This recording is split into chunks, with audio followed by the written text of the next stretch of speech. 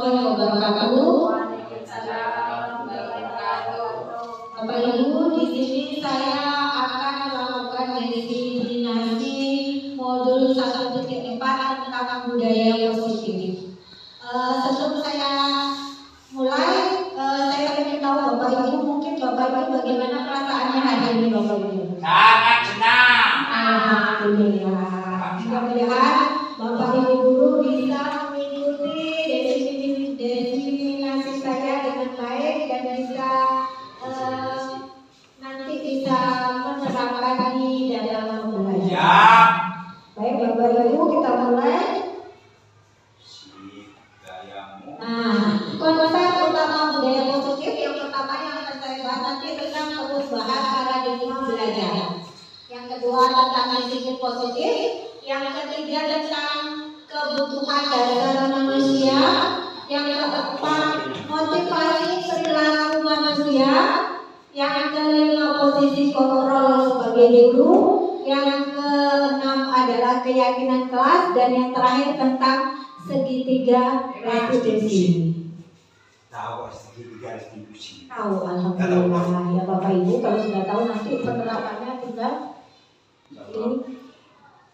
Nah, Bapak Ibu, coba Bapak Ibu bisa memberikan komentar apa yang ada di gambar ini, Bapak Ibu. Iya Pak Hanif. Ada dua pendapat menurut saya, ada dua komentar. Yang pertama merupakan penghinaan. Penghinaan dari Ya, kan nenek itu buku, itu posisinya buku menghina nenek. Yang kedua itu sangat sopan, menghargai yang lebih tua, menunduk pada saat berjalan di depan orang tua. Oh, baik. Ya. Mungkin yang lain ada Penghinaan terhadap ini. komentar yang lain? Ada pendapat yang lain? Ini di lingkungan kita Bapak Ibu, apakah masih ada? Ada. Banyak Bu. Masih ada, tetapi hampir punah, hampir tidak semua tidak semua anak mempunyai karakter seperti ini. Ini yang jelas bukan menghina atau mengejek neneknya. Neneknya juga nggak terlalu bungkuk-bungkuk apa gitu ya, duduk tegas itu ya. Ini adalah bentuk sopan santun Bapak Ibu. Ya, insya Allah nanti jika kita menerapkan, ya, insya Allah nanti banyak murid yang akan seperti itu, ya. Nah, yang pertama adalah perubahan paradigma belajar. Bapak Ibu, di sini adalah ada karakter profil pelajar Pancasila yang sudah kita di kelas itu kan ada pajangan-pajangannya, juga dinyanyikan juga ya. Yang pertama adalah beriman, bertakwa kepada Tuhan Yang Maha Esa, berakhlak mulia, berkebinekaan global, bergotong royong, kreatif, mandiri dan bernalar kritis. Ya. Untuk menciptakan budaya positif, sekolah dapat menyediakan lingkungan yang aman dan nyaman dulu Bapak Ibu.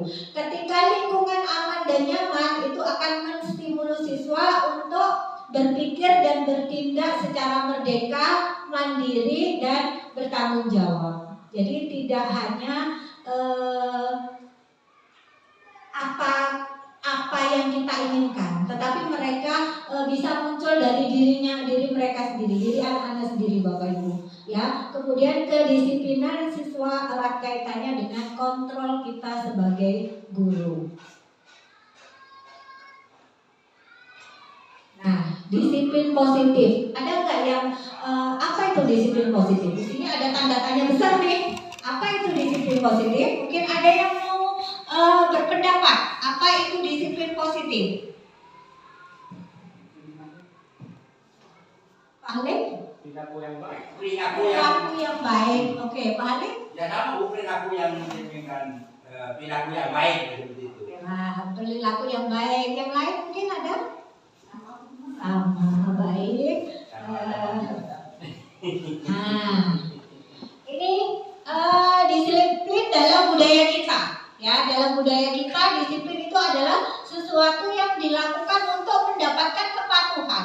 Itu dalam budaya kita. Nah, kita selaku pendidik, tujuan kita adalah menciptakan peserta didik yang memiliki disiplin diri sehingga mereka mereka berperilaku dengan mengacu dalam nilai-nilai kebajikan universal dan memiliki motivasi intrinsik, bukan ekstrinsik.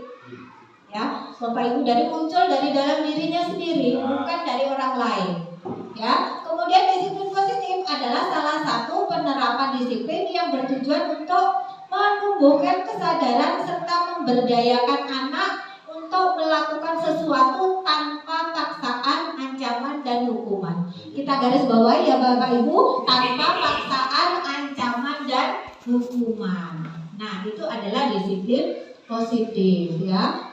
Dulu karena mereka patuh budaya kita, tetapi kita bisa melakukannya dengan memberdayakan anak untuk melakukan sesuatu tanpa paksaan atau hukuman atau ancaman. Nah, ini sebelumnya kita bahas dulu tentang kebutuhan dasar manusia. Yang pertama adalah bertahan hidup. Ya, kebutuhan untuk bertahan hidup. Diterima dan disayang.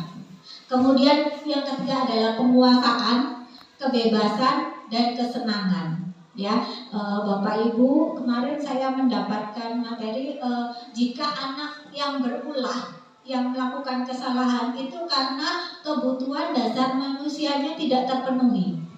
Jadi mungkin dalam misalkan tidak diterima atau disayang di rumahnya, dia seolah-olah di sekolah itu meminta perhatian, mencari perhatian. Kadang berulah juga, misalkan kurang bebas, ya akhirnya jahil ke temannya. Itu diawali dari kebutuhan dasar manusia yang tidak terpenuhi. Nah, ini adalah motivasi perilaku manusia. Ini dari eksternal, yang intrinsik tadi Bapak Ibu, ya, untuk menghindari ketidaknyamanan atau hukuman. Yang kedua, untuk mendapatkan imbalan dan penghargaan dari orang lain. Nah, ini sebaiknya kita sisihkan dulu Bapak Ibu. Kita lebih mendominasikan untuk yang ke internalnya, ya, untuk menjadi orang yang mereka inginkan dan menghargai diri sendiri sesuai dengan nilai-nilai yang mereka yakini. Jadi ketika nilai-nilai yang mereka yakini, berarti kita harus punya nilai-nilai yang akan diyakini oleh kelas atau disepakati oleh kelas kita. Nah, Bapak Ibu, di sini ada posisi kontrol manusia.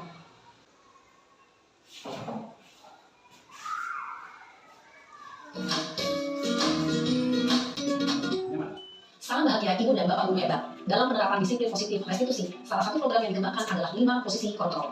5 posisi kontrol dalam restitusi adalah proses perjalanan seorang pendidik agar dapat mengenali dirinya.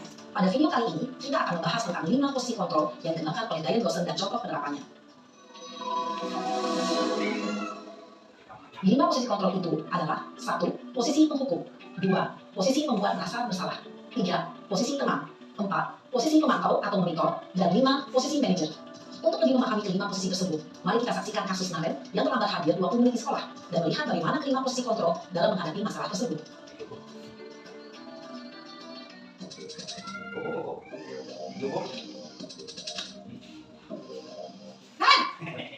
Sini kamu. Selamat pagi, Bu. Selalu terlambat. Kamu deh, pasti terlambat. Maaf, Bu. Saya... Apa coba? Alasan kamu apa lagi? Kapan sih kamu tidak terlambat? Malas sekali kamu jadi anak. Saya... Dasar malas. Gak kapok-kapok sih kamu.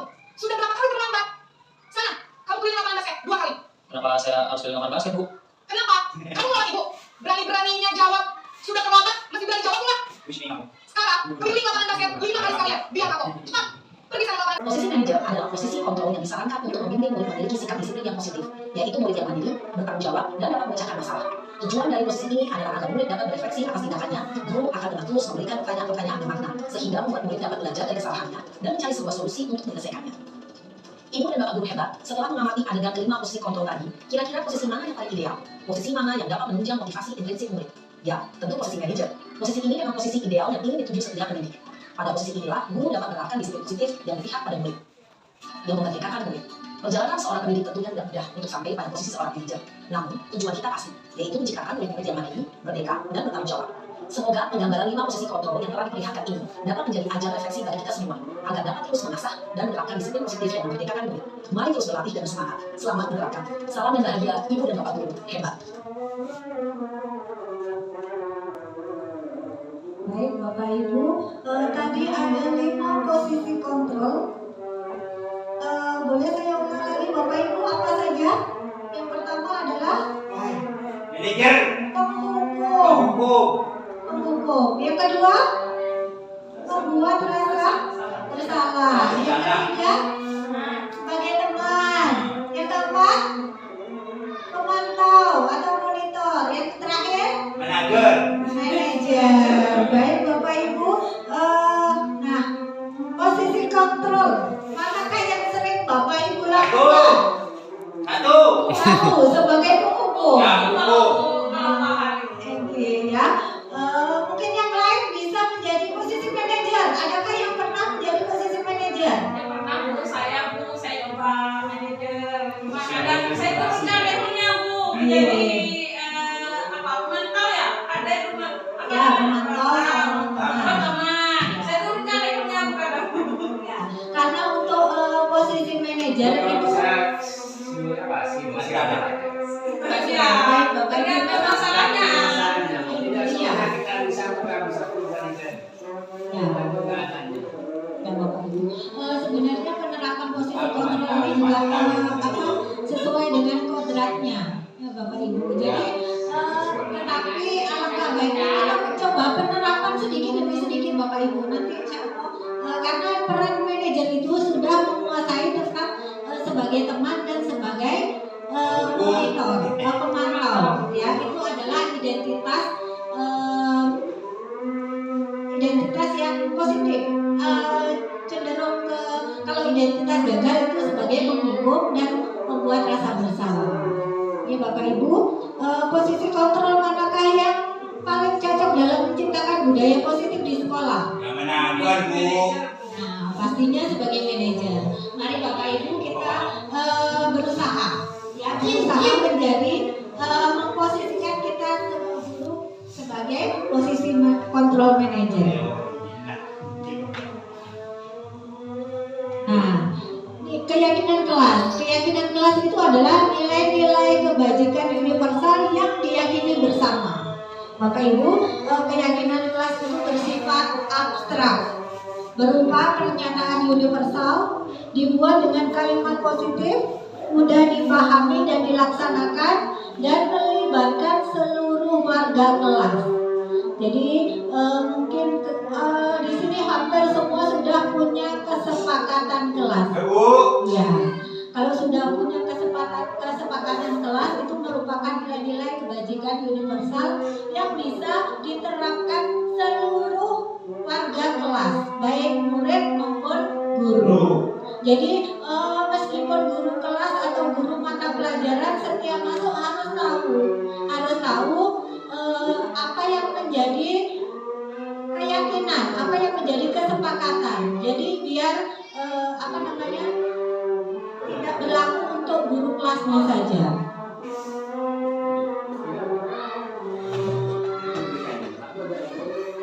Nah, di sini ada segitiga restitusi. Salam dan bahagia Ibu dan Bapak Guru hebat. Pada video kali ini kita akan membahas tentang salah satu program disiplin positif yang diterapkan di lingkungan sekolah yang dikenal dengan nama restitusi. Pak Guru, berikut ini akan ditunjukkan bagaimana seorang guru berada dalam posisi manajer menggunakan penerapan segitiga restitusi.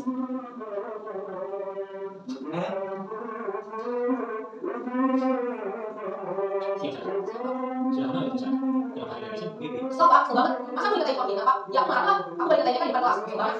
Awal dulu, yang pasti kamu merasa kesal. Tiba-tiba karena apabila ada yang berubah seperti itu. Kemudian pada saat itu kamu melakukan apa? Ya saya harus bertanya ke apa? Stop banget. Saya minta dia dan teman lain. Oh begitu. Pasti kamu melakukan seperti itu karena soal sangat itu kan? Iya Pak, saya diam saja Pak. Ya saya bela diri lah. Masa saya di koordinat? Ya berarti ya. Mempertahankan hal itu sesuatu yang penting loh. Untung kamu tidak lebih gagal lagi. Hanya bentar-bentar. Iya Pak. Untung saya harus bersabar dan hanya meminta saja. Sudah gemes padahal saya pasti bela diri lah. Ya pasti ya. Tapi kamu memilih untuk tetap bertahan dan bersabar. Kamu memilih untuk tidak berbuat lebih parah lagi kan? Iya. Nah, sekarang coba kita lihat lagi. Tindakan kamu yang bentar-bentar ikan kelas. Tindakan kamu itu kira-kira sesuai dengan keyakinan kelas atau prinsip kamu tidak? Enggak lah Pak. Capek Pak, dia marah. Jadi keyakinan atau bagaimana yang sesuai dengan keinginan kamu? Ya, saya sebenarnya sangat menghargai orang lain. Mungkin saat itu saya menjadi emosi, jadi tidak menyimpan sikap itu. Kamu yakin tidak? Menghargai orang lain itu penting buat kamu? Yakin lah Pak. Iya, setuju. Kita harus saling menghargai. Namun, ada juga keyakinan yang kita sepakati yang perlu kita jalankan apabila kita sedang marah dengan itu. Ya saya bisa lebih proaktif, mulai dengan diri sendiri.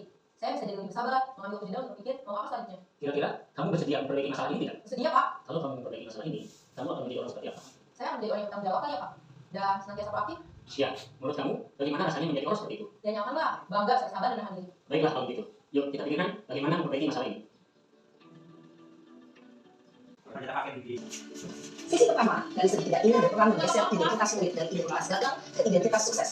Murid yang sedang bertingkah laku yang tidak pantas atau menarik diri saat itu sedang mengalami identitas gagal. Bila kita mengkritiknya, maka posisinya tidak akan berubah. Kita bisa mengajukan pernyataan ini. 1. Membuat kesalahan sesuatu yang wajar. 2. Manusia tidak ada yang sempurna. 3. Kita bisa memperbaiki masalah ini.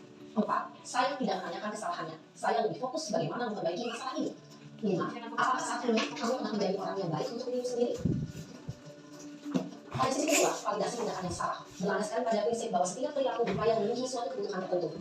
Guru yang memahami teori kontrol akan bergeser dan nada suara tidak menghakimi atau memojokkan, sehingga dapat membalikan murid pada posisi positif.